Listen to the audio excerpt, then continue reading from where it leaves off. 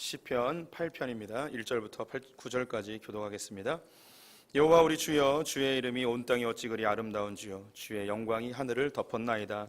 주의 대적으로 말미암아 어린아이들과 젖먹이들의 입으로 권능을 세우시며 이는 원수들과 보복자들을 잠잠하게 하려 하심이니이다. 주의 손가락으로 만드신 주의 하늘과 주께서 베풀어 두신 달과 별들을 내가 보오니 사람이 무엇이기에 주께서 그를 생각하시며 인자가 무엇이기에 주께서 그를 돌보시나이까. 그를 하나님보다 조금 못하게 하시고 영화와 종기로 관을 씌우셨나이다. 주의 손으로 만드신 것을 다스리게 하시고 만물을 그의 발 아래에 두셨으니 곧 모든 소와 양과 들짐승이며 공중의 새와 바다의 물고기와 바닷길에 다니는 것이니이다. 함께 읽습니다. 여호와 우리 주여, 주의 이름이 온 땅에 어찌 그리 아름다운지요. 아멘. 오늘도 주님의 보좌 앞으로 나오신 성도님들에게 하나님의 은혜와 평강이 함께 하시기를 축원드립니다. 옆사람에게 반갑게 인사하겠습니다. 하나님은 당신 편이십니다. 네, 감사합니다. 오늘 여름 특집으로 시편 찬양 함께 보고 있습니다. 오늘 세 번째 시간인데요. 오늘은 설문 조사 하나 하면서 시작해 보겠습니다. 예전에 한번 했었는데요. 기억을 되살리며 또 처음 듣는 분들 또 한번 자기를 점검해 보는 시간이길 원하는데요. 다음 질문 해볼 테니까요. 자기에 해당되는 거 손가락으로 몇 개나 해당되는지 한번 세보시면 좋겠습니다. 1번, 나는 다른 사람들의 도움을 받는 것을 좋아하지 않는다. 2번, 나는 못생겼다고 생각한다. 3번, 나는 칭찬을 받거나 사람들에게 집중받는 것이 어색하다. 4번, 나는 오르지 못할 나무는 쳐다보지도 않는다. 5번, 나의 현재 행복이 언젠가 사라질까 봐 두렵다. 6번, 나는 다른 사람들이 나에 대해 뭐라고 말하는지 궁금하다. 7번, 나는 새로운 일을 할 때 실패할까 봐 두렵다. 8번, 나는 감정 표현을 잘 하지 못한다. 9번, 나는 사람들이 있는 곳에 가는 것이 힘들다. 10번, 나는 사람들이 내 실력을 알아주지 못한다고 생각한다. 10가지 세 보셨나요? 8개 이상 되시는 분 있으신가요? 안 드네요. 5개 이상 되시는 분들? 감사합니다. 2개 미만이신 분들? 2개 이하? 2개 이하 많으신데요.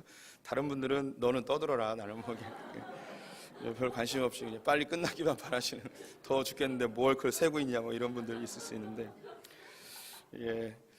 저는 한 9개, 10개 다 해당됩니다. 여기 이 설문은 자존감에 대한 설문입니다.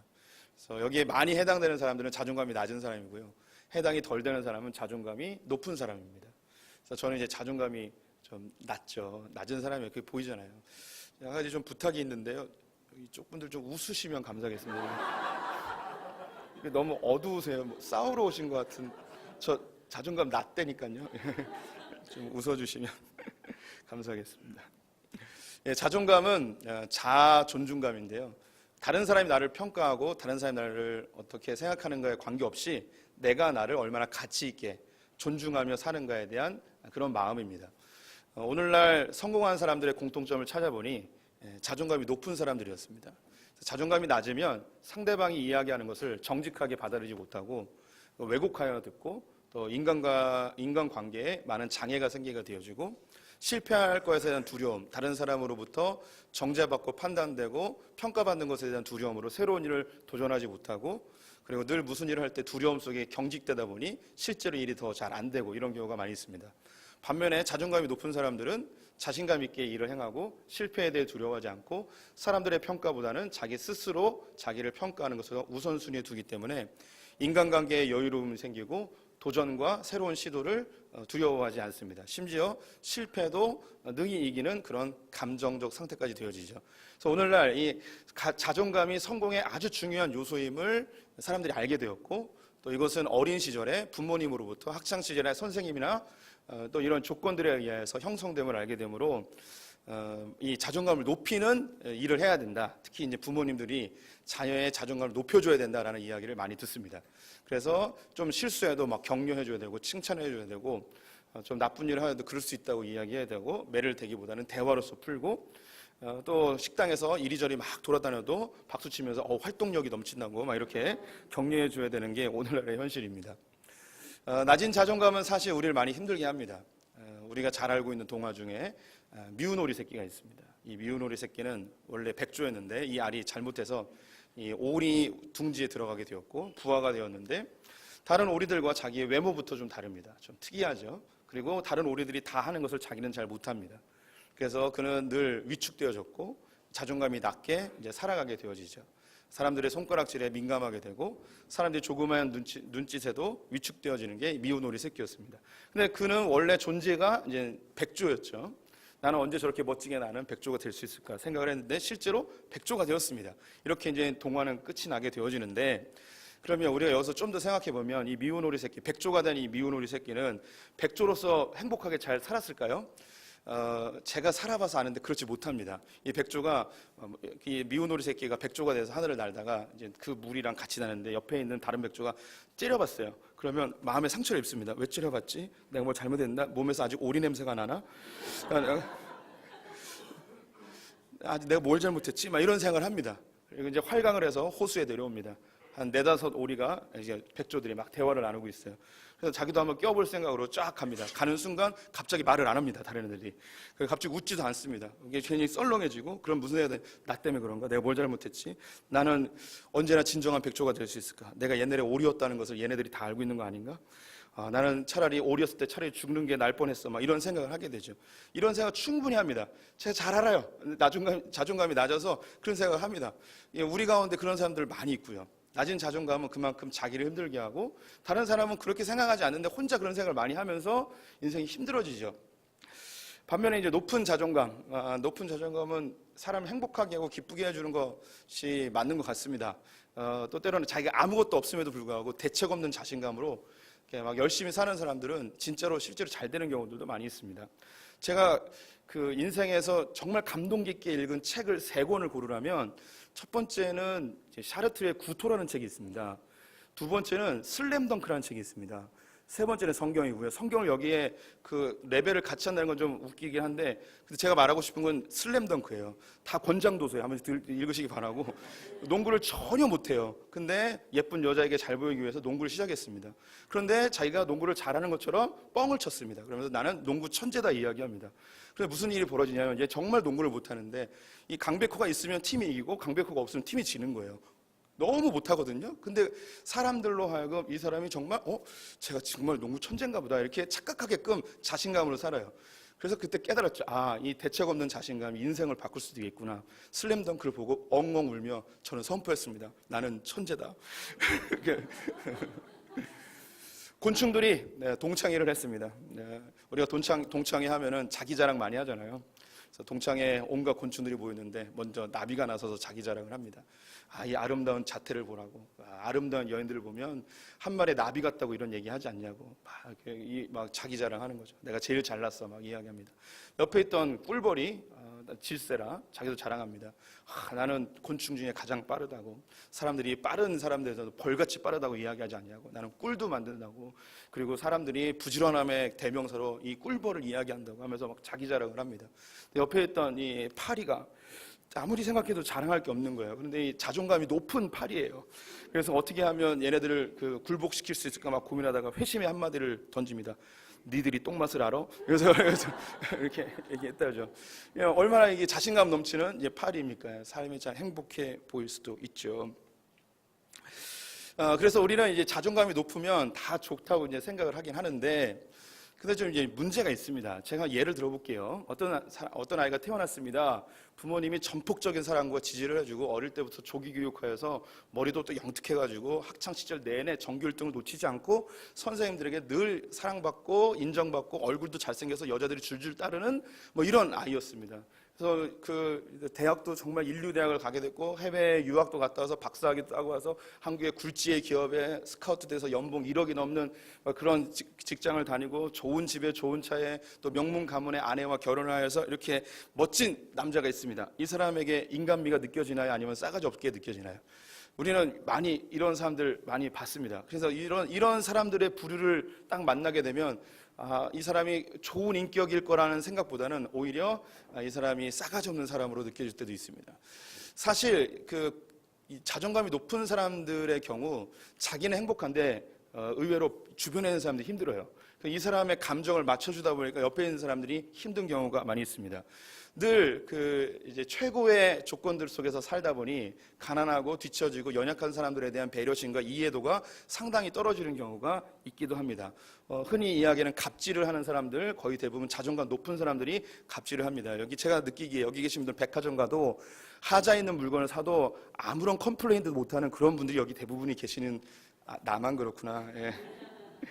예, 뭐 한마디도 잘 못하는 사람들이 대부분의 사람들입니다. 우리가 그런 사람들이에요. 그리고 우리 아이들에게 자존감을 높여준다고 칭찬을 열심히 해주잖아요. 성경은요, 칭찬은 하지 말고 하나님의 말씀으로 훈계하고 잘 양육하라고 합니다. 심지어 매를 아끼지 말라고 합니다. 그래서 한때 이제 칭찬이 자녀들을 훈육하는 제일 좋은 방법인 것처럼 말이 나왔는데 지금 이제 결과들이 나타나고 있어요. 칭찬을 많이 한 아이들의 20년, 30년 뒤의 모습을 보니까 이 칭찬을 많이 받다 보니까 자기를 객관적으로 바라보지 못하고 자기의 약점과 자기의 부족한 부분을 객관적으로 보지 못해서 인생이 더 힘들어지는 경우가 많이 있습니다. 그래서 칭찬할 건 정확하게 칭찬을 해주고 징계할 건 정확하게 징계해주는 게 부모님들의 올바른 태도임이 지금 이제 나타나고 있죠. 높은 자존감이 삶을 완전히 행복하게 해주는 것은 아닙니다. 그렇다고 낮은 자존감이 꼭 우리에게 나쁜 것만도 아닙니다. 이 낮은 자존감으로 인해서 자존감이 낮은 사람은 다른 사람의 배려를 잘해요. 그리고 자기가 사랑받기 위해서 사람들에게 사랑받을 노력을 해요. 사랑을 많이 받고 자란 사람들은요, 노력을 안 해요. 잘 모르시죠? 저는 그런 여자랑 살고 있거든요. 아내가 셋째 딸이에요. 아내 얘기 좀 하지 말라고 제가 한 몇 달 동안 안 했어요. 아내 얘기. 오늘 정말 오랜만에 할게요. 아내는 셋째 딸로 태어났으니까 얼마나 사랑을 받았겠어요. 저는 잘 이해를 못하다가 몇 년 전에 깨달았어요. 이 아내가 나한테 어떠한 노력도 안 하는 거예요. 밥을 해주거나 살림을 하거나 나에 대한 배려는 이게 아무것도 없는 거예요. 그냥 액면 그대로 믿으세요. 지금 꾸며낸 얘기가 아니고 정말 아무런 노력을 안 해요. 그런데 이 사람 무슨 생각이 드냐면 자기가 아무런 노력을 안 해도 이 사람이 나를 사랑해 줄 거라는 확신이 있는 거예요. 왜 그러냐면 어릴 때부터 사랑받다 보니까 노력하지 않아도 사랑받았기 때문에 노력하지 않아도 된다는 생각을 하는 거예요. 저는요, 노력해야만 사랑받았거든요. 열심히 하고 좋은 성적을 내야만 사랑받고 착한 일을 하고 설거지도 하고 집안 청소도 돕고 농사일도 하고 모내기도 하고 꼴도 베고 지게도 메고 사과 봉지도 까고 포도도 따고 원동하게서 도둑도 지키고 이래야만 사랑받았거든요. 근데 제가 이렇게 사랑해주는 것만큼 사랑 안 해주니까 되게 섭섭하더라고요. 근데 알았어요. 이 여자가 사랑을 받다 보니까 노력하지 않아도 사랑받는 줄 아는구나. 자존감이 높은 사람들이 그래요. 자존감이 낮으면 노력해요. 사람들이 기쁨을 어떻게 하면 기쁨을 줄까 이걸 생각해요. 그래서 낮은 자존감이 꼭 나쁜 건 아니에요. 그런데 낮은 자존감은 그렇게 사랑을 받고 충분한 환경 속에 있음에도 불구하고 열등감 속에 살아요. 열등감은 부정적 사고를 만들거든요. 현재의 상황과 그리고 나의 주변에 있는 사람들을 부정적으로 생각하게 돼요. 저 사람 뒤에서 내 욕을 하고 있겠지. 일이 잘 안 될 거야. 이건 분명히 망할 거야. 이런 부정적인 생각을 하게 되고요. 자기 자신에 대해서도 부정적인 생각을 해요. 그래서 나는 못해. 나는 패배자야. 누가 나 같은 놈을 사랑하겠어. 나는 죽어야 돼. 그러다 보니까 사람들로 하여금 거부감을 주지 않기 위해서 가학적인 겸손을 합니다. 뭐 할 수 있음에도 불구하고 저는 못해요. 원래 못해요. 아는 것도 없어요. 막 이렇게 이야기를 하죠. 제가 예전에 한번 나눴는데요. 제가 그런 가학적인 겸손을 했어요. 고등학교 1학년 때 과학 시간인데요. 제가 그 선생님을 너무너무 사랑하고 좋아하는 게 저는 공부를 잘하고 싶은데 그것만큼 잘 안 되니까 선생님들이 뭘 물어봐도 괜히 아는 척했다가 틀리면 상처받고 쪽팔리잖아요. 그러니까 물어보면 제가 다짐을 했어요. 무조건 모른다고 해야겠다. 그래서 선생님들이 뭘 물어보면 무조건 모른다고 그랬어요. 모르면 맞잖아요. 맞아도 모른다고 그랬어요. 왜냐하면 괜히 틀렸다가 이 상처를 받는 것보다 아예 처음부터 모른다고 하는 게 낫겠다 생각해서. 근데 과학 시간이었는데 선생님이 저를 시켰어요. 뭐뭐에 설명해 보라고. 그래서 제가 모릅니다라고 얘기했어요. 약간 까칠한 목소리로 모른다고 그랬어요. 그래서 선생님이 나와서 그 선생님 정말 잘 패는 선생님이었는데 팰 줄 알았어요. 그런데 선생님이 뭐라고 그랬냐면 창현아 아는 것만큼만 얘기해봐 라고 한 거예요. 그때 제가 그냥 쫙 얘기해버렸죠. 잘 안 해 하고 앉으세요. 저 이 선생님 너무 감동을 한 거예요. 저는 다른 선생님들은 모른다 그러면 때렸거든요. 이 선생님은 한 번 더 기회를 준 거예요. 아는 것만큼 얘기하라고. 근데 이 선생님이 이제 그 몇 달 있다가 오토바이 타고 가다 교통사고로 하반신 불수가 되셨어요. 너무 이제 그 슬픈 이야기인데 제가 이제 그랬던 사람이에요. 가학적인 겸손, 우리 가운데 그런 사람이 있어요. 못해도 그 이제 잘할 수도 있다고 이야기해야 되는데 잘해도 못한다고 하는 거죠. 그래서 제가 이제 그 삶이 바뀌었어요. 예수님 안에서. 어떻게 바뀌었냐면 제 취미가 나석이고요. 특기가 잘난 척이에요. 이제 가학적 겸손이었는데 이걸 바꾼 거죠. 제가 뭐 오늘 처음 듣는 분도 있지만 자주 듣는 분도 있잖아요. 저의 특기가 나석이고 취미가 잘난 척입니다. 이게 이제 저의 이제 이제 방향성이 된 거예요. 하나님 안에서 좀 적극적으로 그리고 하나님의 긍정적으로 도전적으로 능동적으로 살아야겠다는 이런 삶의 전환이 일어나게 된 것이죠. 그 미래에 대해서 부정적이에요. 이 사람 날 분명히 버릴 거야. 이 사람 날 떠날 거야. 이 사람 날 분명히 상처를 줄 거야. 그래서 상처받기 전에 내가 먼저 헤어지자고 이야기하는 거예요. 이런 그 자기를 완전히 오픈하지 못하고 미래에 대한 두려움들이 있죠. 또 이제 자기 자신과의 대화에서도 부정적으로 대화를 합니다.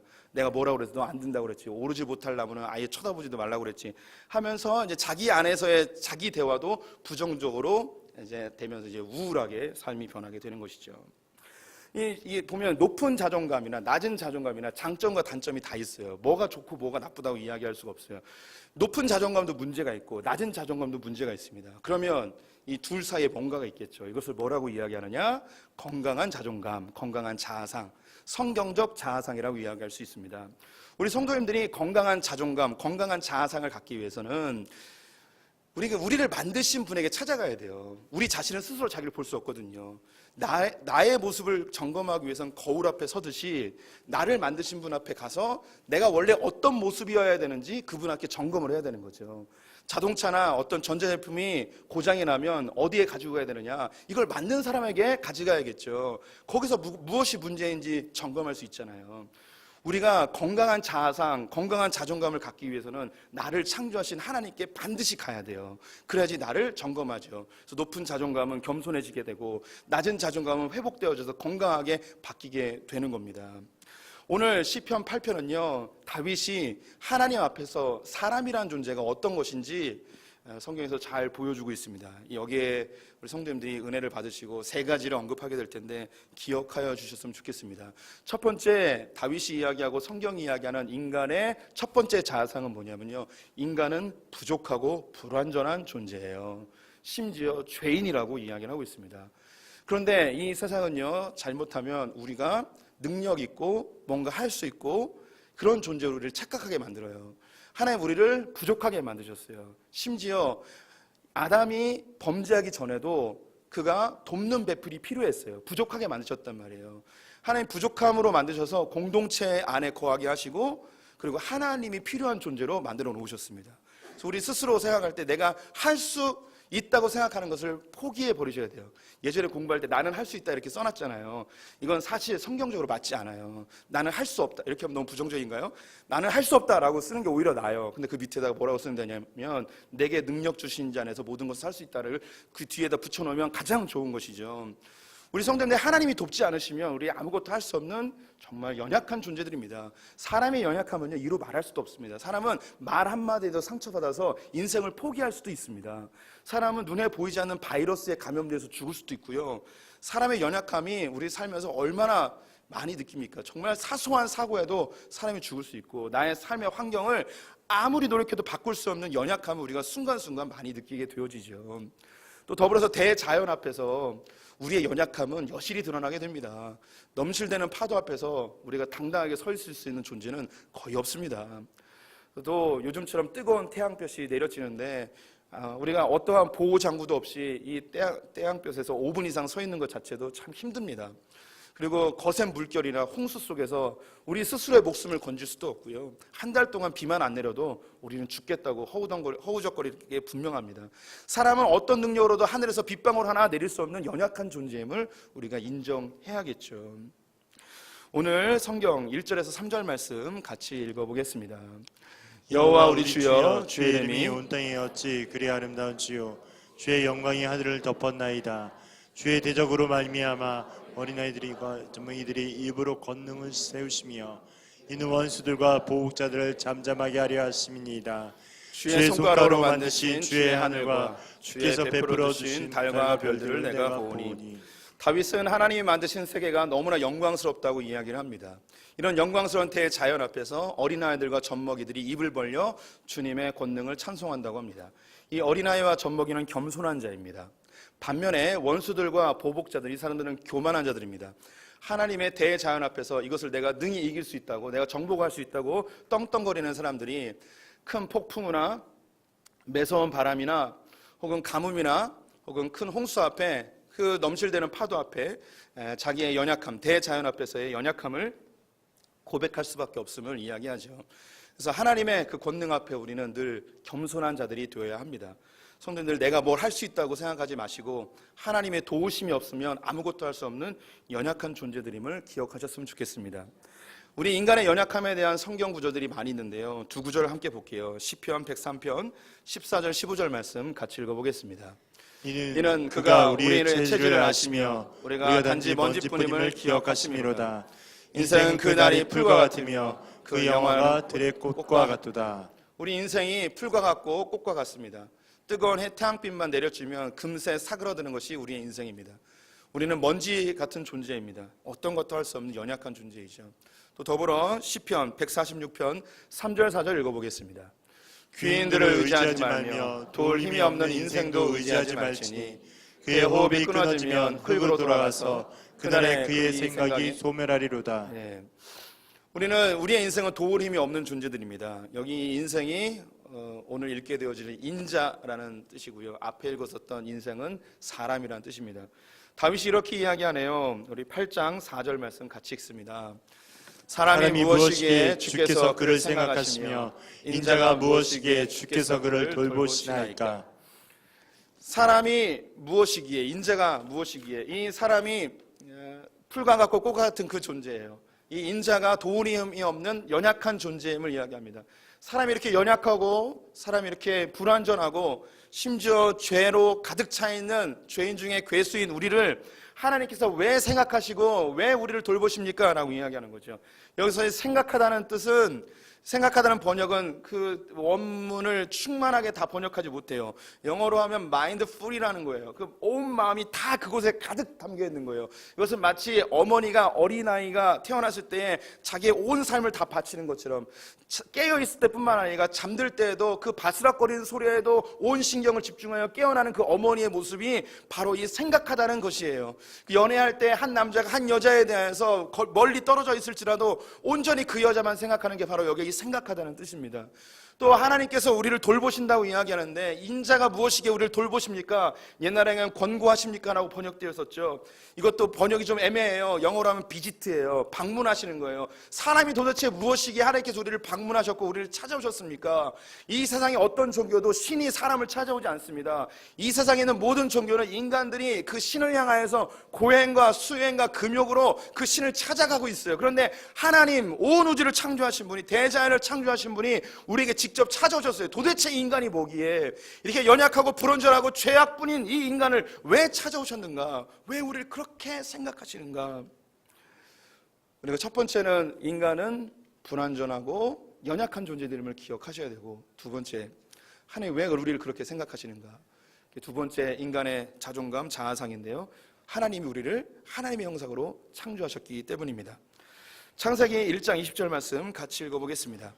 하나님이 우리에게 우리의 형대로 우리가 사람을 만들고 그들로 바다의 물고기와 하늘의 새와 가축과 온 땅과 땅에 기는 모든 것을 다스리게 하자 하시고, 하나님께서 우리의 형상을 따라 우리의 모양대로 사람을 만들자라고 이야기했습니다. 여기서 우리는, 하나님은 홀로 계신 분이신데 성부, 성자, 성령 삼위일체 하나님을 보여주는 중요한 문구입니다.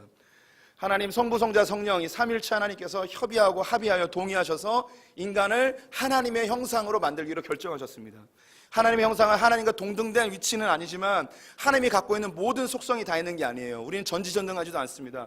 하나님처럼 무소부지하지도 않습니다. 어디에나 있지 않습니다. 하지만 하나님의 성품을 그대로 닮았습니다.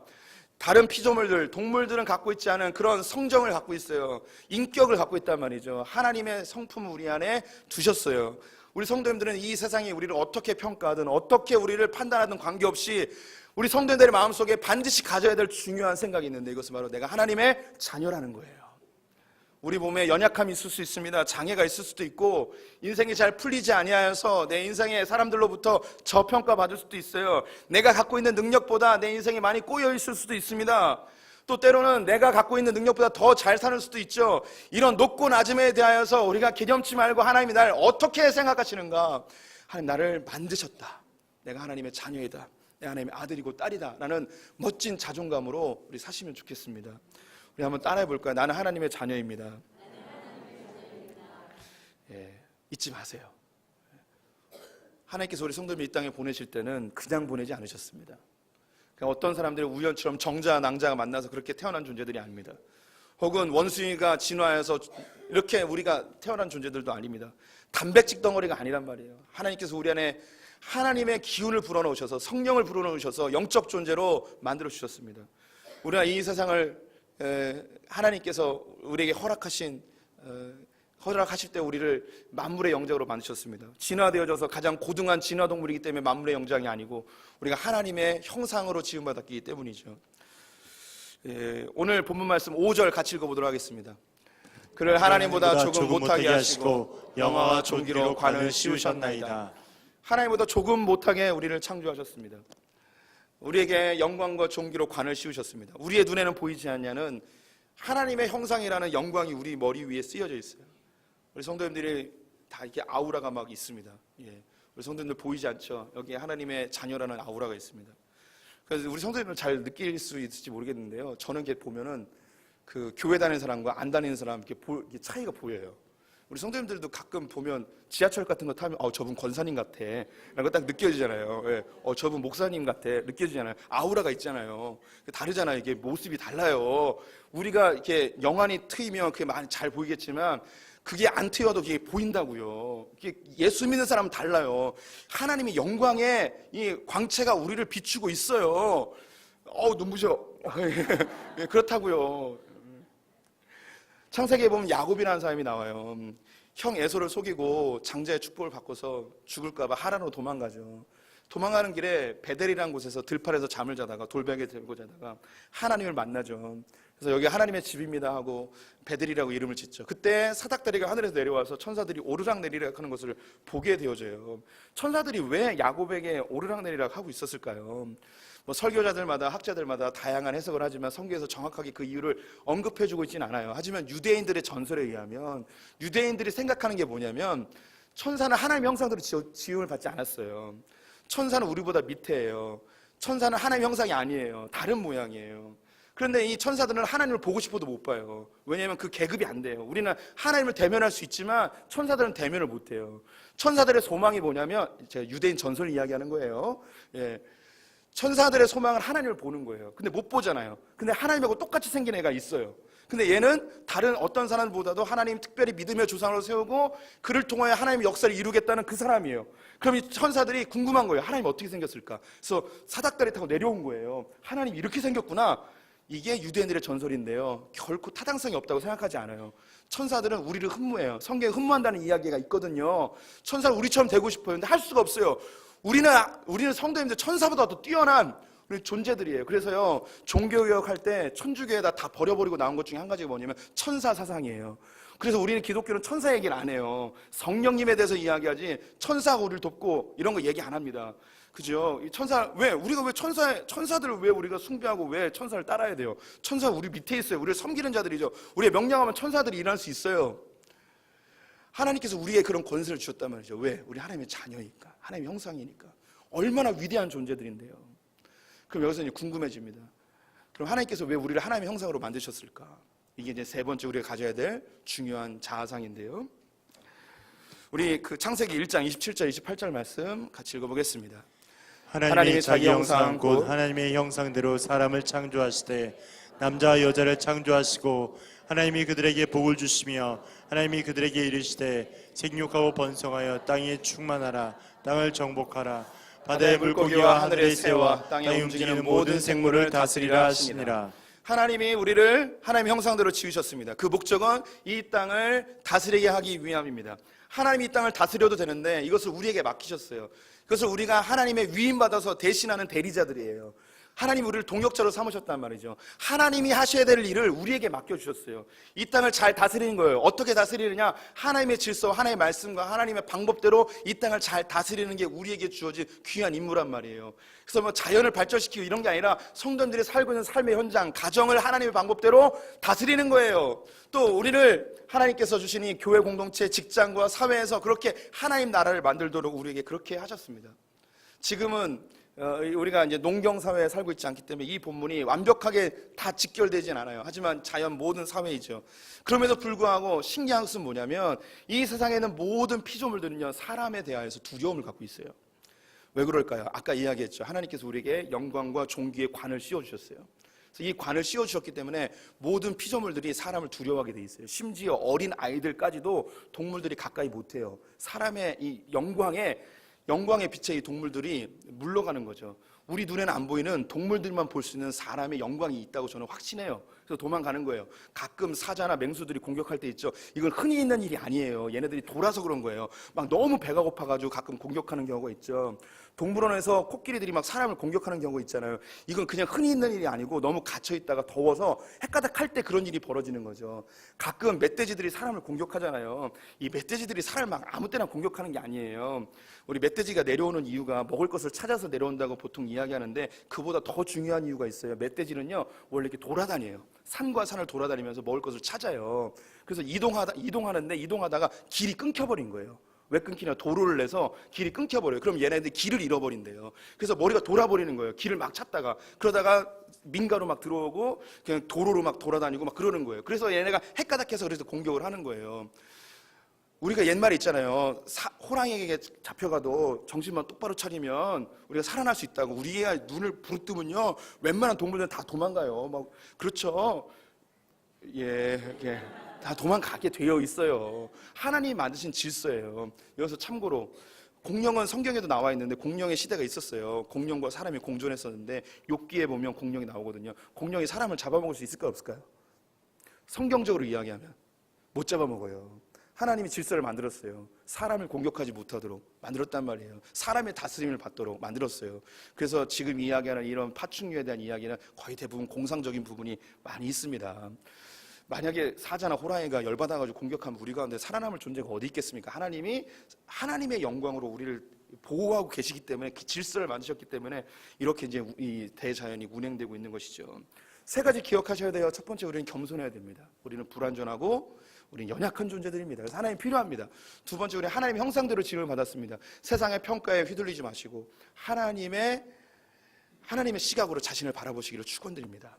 더불어서 하나님께서 우리를 하나님의 형상대로 지으신 이유는 우리를 하나님의 대리자로, 하나님의 동역자로 우리를 부르셨습니다. 이 세 가지가 우리에게 중요한 가치관인데 신기한 것은 이건 우리가 얘기하면 받아들이지만 예수 안 믿는 사람들이 안 받아들여요. 그럼 반대로 생각한단 말이에요. 사람이 겸손해야 됩니다. 사람은 연약합니다라고 이야기할 때 예수 안 믿는 사람들 어떻게 생각하냐면 사람은 할 수 있습니다. 사람이 가장 능력이 있습니다라고 이야기하죠. 성경은 우리에게 하나님이 우리를 지으셨습니다라고 이야기할 때 이 세상 사람들은 진화됐다고 이야기하는 거예요. 원숭이가 우리의 조상이라고 이야기하는 거죠. 그들은 진화론을 포기할 수 없어요. 진화론을 포기하는 순간 하나밖에 안 남거든요. 창조론밖에 없어요. 이 세상에 진화론과 싸우는 종교는 기독교밖에 없어요. 다른 종교는 원숭이가 사람이 되어도 아무 관계가 없어요. 기독교는 이 사실을 포기할 수 없거든요. 절대 포기할 수 없어요. 근데 이 세상은 죄로 인하여 사람을 오히려 동물 취급해버리는 이 악한 세대를 살고 있습니다. 또 이 자연 만물에 대해서 하나님의 뜻대로 방법으로 다스리고 이 세상을 통치하고 하나님 나라를 만들어야 되는데 사람들은 자기의 이익을 위하여, 자기 욕구를 위하여 자연 만물을 우상으로 만듭니다. 나무나 바위나 산이나 바다를 우상으로 만들고 섬깁니다. 또 때로는 이것들을 자기의 이익을 위하여 파괴하고 유린해 보는 경우가 있죠. 그래서 성경은 이 모든 피조물들이 하나님의 사람들이 나타나길 간절히 원하며 씨름하고 있다고 이야기해요. 로마서 8장 19절 22절 말씀 같이 교독해 볼게요. 제가 먼저 읽겠습니다. 로마서 8장. 피조물이 고대하는 바는 하나님의 아들들이 나타나는 것이니 피조물이 허무한 데 굴복하는 것은 자기 뜻이 아니요 오직 굴복하게 하신 이로 말미암니라. 그 바라는 것은 피조물도 썩어짐의 종로로 탄 데서 해방되어 하나님의 자녀들의 영광의 자유에 이르는 것이라. 피조물이 다 이제까지 함께 탄식하며 함께 고통을 겪고 있는 것을 우리가 아느니라. 피조물이 탄식하며 고통을 겪고 있대요. 그러면서 뭘 기다리느냐? 하나님의 아들들이 나타나길 기다리고 있는 거죠. 하나님의 아들들이 누굴까요? 바로 예수 그리스도로 인하여서 변화된 자들. 하나님이 이 세상을 7일 동안 창조하셨지만 사람이 완전히 완성된 게 아닙니다. 하나님이 창조하신 아담과 하와는 범죄에서 타락하였습니다. 이들은 이미 그 완성품이 파괴된 거죠. 근데 예수님이 십자가에 달려 돌아가시며 마지막으로 하신 것이 다 이루었다고 합니다. 이 다 이루었다가 바로 하나님의 창조의 역사가 거기서 마무리가 된 거예요. 그들의 죄악이 사라지고 주님이 처음 생각했던 그 오리지널 이미지로 그들이 회복되었을 때, 온전케 되었을 때 하나님의 나라가 그들을 통하여 이제 시작이 되어지는 것이죠. 우리 성도님들이 예수를 구주로 영접하셨습니까? 그리고 우리는 아직 부족하게 느껴지지만 하나님은 이미 우리를 의롭다 이야기하고 완전하다고 이야기하시는 거예요. 우리를 통하여서 하나님이 놀라운 일을 하길 원하시는 것이죠. 히브리서 10장 14절과 12절 말씀 같이 읽어보겠습니다. 그가 거룩하게 된 자들을 한 번의 제사로 영원히 온전하게 하셨느니라. 믿음의 주여 또 온전하게 신인 예수를 바라보자.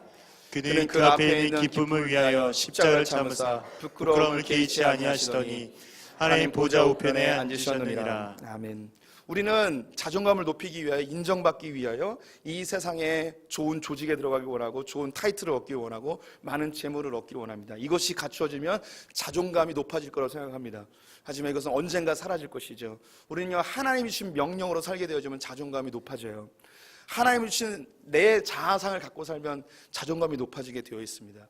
그리고 내가 겸손히 중요하게 무릎 꿇고 성령의 능력으로 살 때 우리는 아무리 잘 나가도 겸손하게 연약한 자와 부족한 자와 고아와 과부에게 우리의 마음을 나눌 수 있는 하나님이 기뻐하시는 그런 사람이 되는 거죠. 이 세상은 높은 자존감 가지고 성공하려고 하지만 우리는 건강한 자존감으로 하나님 나라를 만들기 위해 부름받은 자들입니다. 건강한 자존감 하나님 안에서만 이루어질 수 있음을 기억하면서 우리 그렇게 멋진 사역에 부르신 주님을 찬양하였으면 좋겠습니다. 우리 함께 찬양하죠. 네.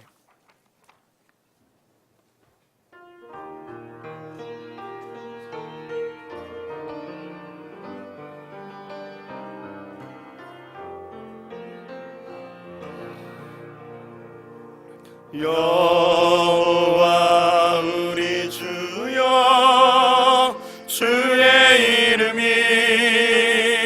온 땅에 어찌 그리 아름다운지요 어찌 그리 아름다운지요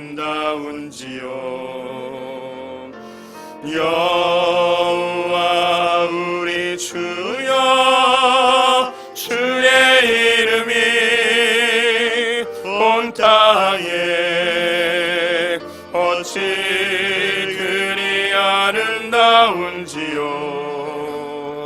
어찌 그리 아름다운지요 주의 손가락으로 만드신 주의 하늘과 주가 베풀어 두신 달과 별 내가 보니 사람이 무엇이건대 주께서 저를 생각하시며 인자가 무엇이건대 저를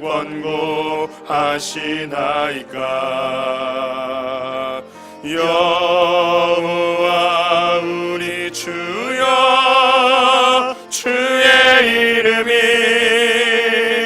온 땅에 어찌 그리 아름다운지요 어찌 그리 아름다운지요 주의 손가락으로 지으신 주의 손가락으로 지으신 주의 하늘과 주가 베풀어 두신 달과 별 내가 보니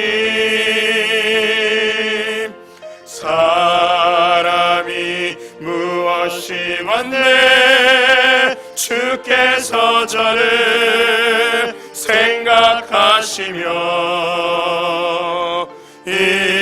인자가 무엇이건대 저를 권고하시나이까. 여호와 우리 주여 주의 이름이 온 땅에 어찌 그리 아름다운지요. 어찌 그리 아름다운지요. 하나님, 우리는 연약함을 인정할 수밖에 없습니다. 이 세상의 문제들을 우리가 해결할 수 없고 자그마한 상처에도 마음이 상하여 인생을 포기하고 싶어하는 것이 우리의 실체임을 고백합니다. 그리하여 하나님을 의지하고 성령의 충만함을 간구할 수밖에 없사오니 우리를 채워 주시옵소서. 하나님, 이 세상의 평가와 기준에 우리가 좌우되지 아니하고 하나님께서 우리를 세상보다 더 존귀하게 만드셨음을 기억하며 올바른 자아상으로, 성경적 자아상으로 이 땅을 멋지게 다스리며 정복하며 통치하며 살아가는 아버지의 백성들 되게 하여 주시옵소서. 피조물이 탄식하며 고통하며 살아가는 이 세상, 하나님의 사람들을 기다리고 있사오니 하나님, 우리 성도님들의 가정이 하나님의 다스림이 많은 가정 되게 하여 주시옵소서. 우리 성도님을 통하여서 주의 질서가 일어나게 하여 주시옵소서. 우리 자녀들과의 관계 속에서, 배우자의 관계 속에서, 부모님과의 관계 속에서, 교회 내에서, 직장 내에서, 이 사회 속에서 하나님의 백성으로서 사명감 가지고 주의 대리인으로서 멋지게 살아가는 아버지의 백성들 되게 하여 주시옵소서. 예수님의 이름으로 기도드렸습니다. 아멘.